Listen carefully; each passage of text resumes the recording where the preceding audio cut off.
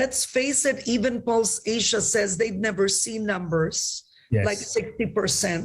Not that of Duterte, and ERAP was at 50 plus.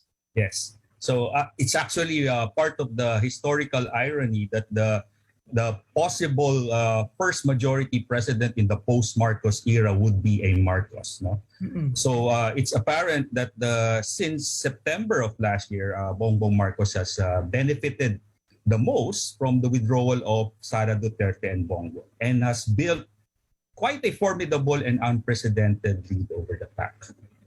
And why do you think are Mr. Marcos's numbers this big?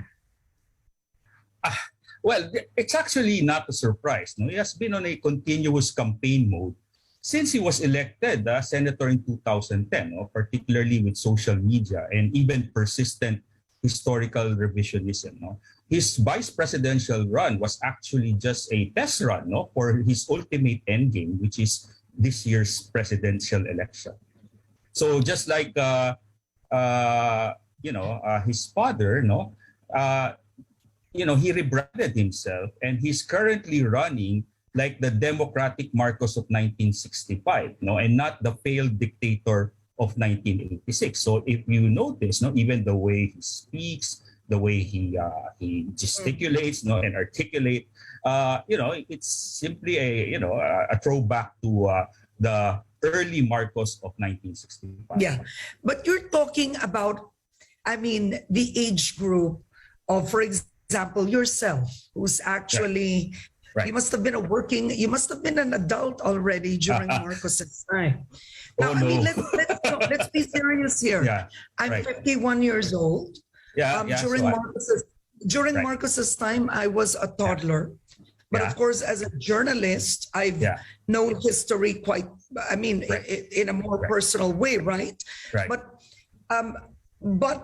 his voters are across the board. That's what Pulse Asia said.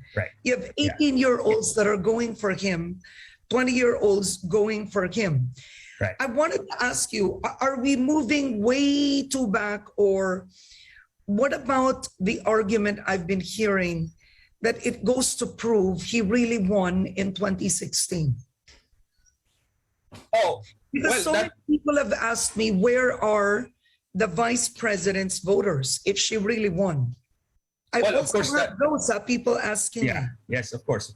First of all, regarding our generation, I'd just like to say that for the first 21 years of my life, I've known no other president but Marcos. No? So I was in elementary when they were playing Bagong Lipunan hymn. So, and then I was part of the EDSA generation. No? So but then again, there are other factors to consider. If you look at it from the perspective of politics and history. So there's a natural cycle.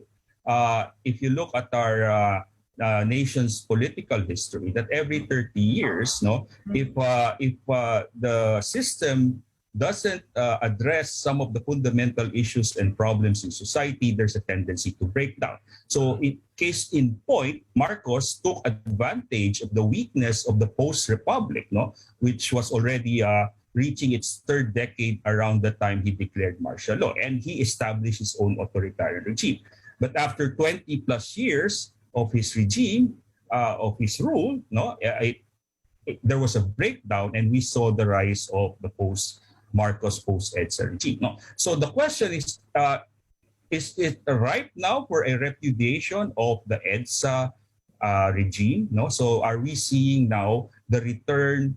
So are we just going through this vicious cycle of seeing now the same family that was thrown out in 1986, and now they're making a comeback?